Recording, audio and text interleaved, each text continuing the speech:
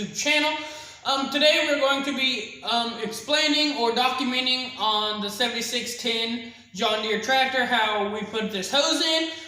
It's just a hydraulic hose.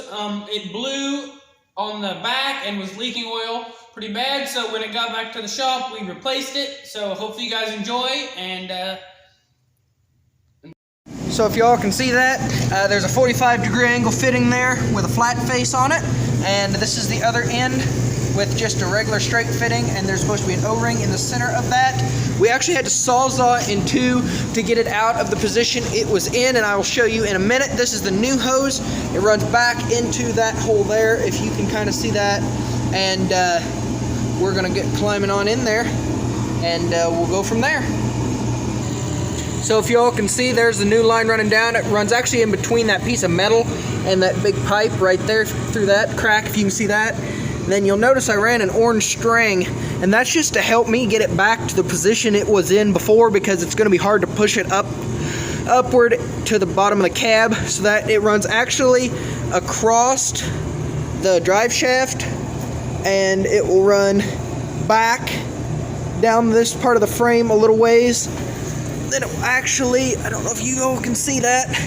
We're going to look at it from the other side, but you can see that orange string up in there, and then way up on in there you can see some orange string. We're going to look at it from the top side because you can't see it very well, but yeah, it goes all the way up underneath the cab.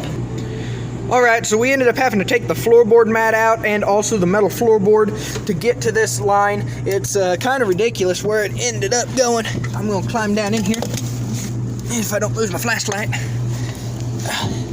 So if you can see that orange string, it actually, the fitting goes back in. You can almost see it. It's right in there. You can see like a little gold glob right there. My camera's not wanting to focus in too well. There we go.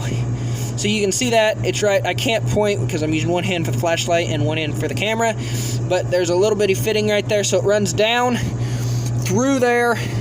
You can kind of see the orange string running there, or what used to be orange. There. Then it runs down. So it runs through all that conglomeration of stuff, and then we'll get it put back on. We also purchased some O-rings, one for that new end that took the O-ring, if you guys remember that. So I purchased some new ones. This is actually the old one. There's actually an O-ring back in, let me get the light here.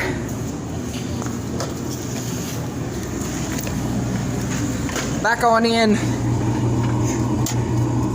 you can see that right there's where it bolts up, and there's an O-ring on the inside of that, and we need to put a new one of those on. I took the old one out already, and that was the one that I showed you laying there, and we're gonna have to put a new one in with my helper the cat, but we're gonna have to do that.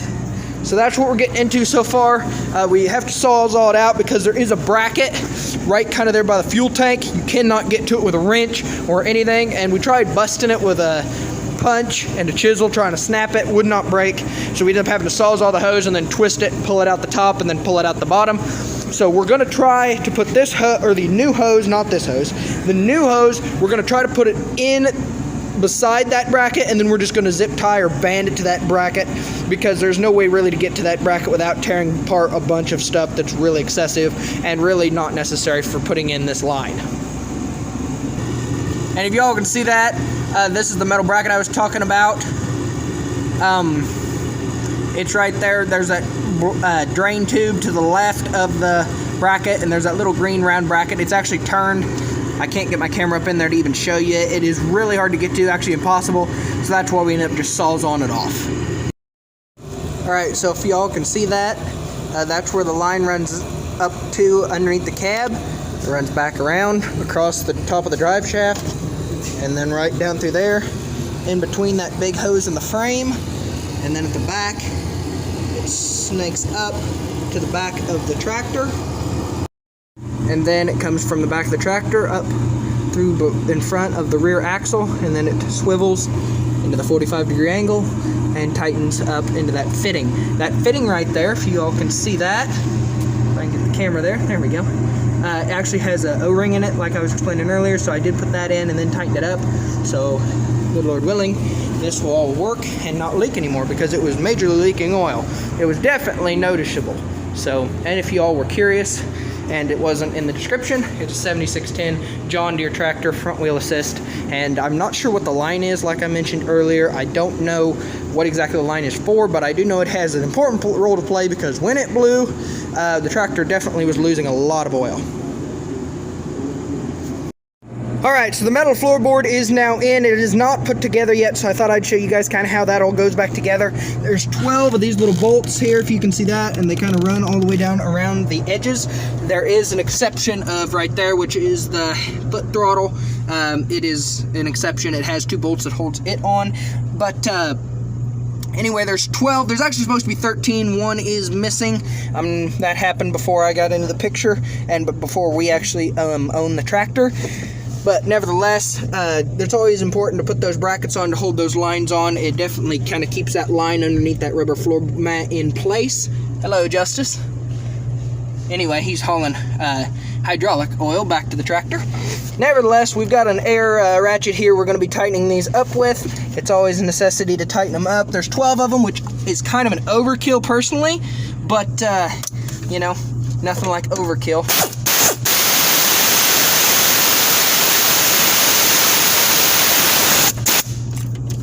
And there's one tight. Now we'll just go 12 more times around this thing, and we... If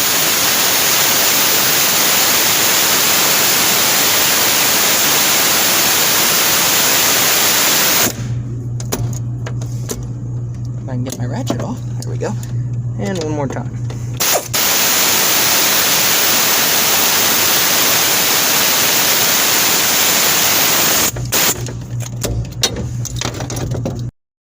Alright, so now we got the rubber floor mat in, if you all can see that. It's kind of a trick to get around. There's a diff lock there, knob, and then there's this, whoops, there we go. And then there's this gas pedal, that's your foot pedal. The person who's been in here before cut a slit for me in there, so that thing slides right over there. And then, if you can see that, and I don't know if you can, but there is a plate back under that seat. And it has, remember my camera will lighten up enough, but there's a plastic plate back up under there, and it's got 4 screws holding it, and it just kind of holds the rubber mat into place even better, because it does snap around. As you can see, it's got some gradual grades and stuff to it, so it does have to snap around in a certain way to hold it in place, and it's got some edges there that snap in as well. So with that said, we're going to get to putting on the rest of the parts that we had, or shields and stuff we had to take off, so let's get started. Alright, so we are almost wrapped up. We've got this little shield here. If you can see that, it's 2 bolts back in there that hold it on, and then there's that little bolt right there in the fender well that holds it on. Justice is still hauling oil. Are you about done now? Yep, that was the last one. The height level on the sight glass is complete, so that is a wrap on the hydraulic oil. Alright, so we got the battery box on there. If you can see that, it pops in at 2 places back there, and then there's this bolt here that holds it on. So we got that back on. We got everything bungee corded and zip tied up. If you can see in there, kind of keeping the hoses all in line and intact. We put the side shield back on the tractor also, and like I mentioned before, the floorboard and that. So, with that said, I think we are completely wrapped up. Also, that sight glass Justice was talking about checking on the hydraulic oil to make sure it was full. There it is, if you can see that, and you can see there's a dark line right in the center of those 2 etched lines in the plastic tube. So we are definitely in the center of the hydraulic oil, so it is full and ready to go. Always check your oils in your tractor or any vehicle that you be running, because otherwise it can burn out stuff like the hydraulic oil. It can burn out the pump, or it can severely hurt things on the components itself because it's low on oil. Alright guys, hopefully y'all enjoyed the video. Hopefully it was partially educational. That line was kind of tough. As you saw, we had to take out the floorboard, but hopefully you guys enjoyed the video. Stay tuned for the next one. If you guys would, subscribe and put the bell notification on, comment, like, all that good stuff. It really helps the channel out. So if you guys want to, you guys can follow us on Instagram. That's Cowboy Ranch Life channel. We just post stuff that doesn't necessarily go to the channel. Some interesting stuff that happens around the farm. So I guess with that, hopefully you guys will have a great day.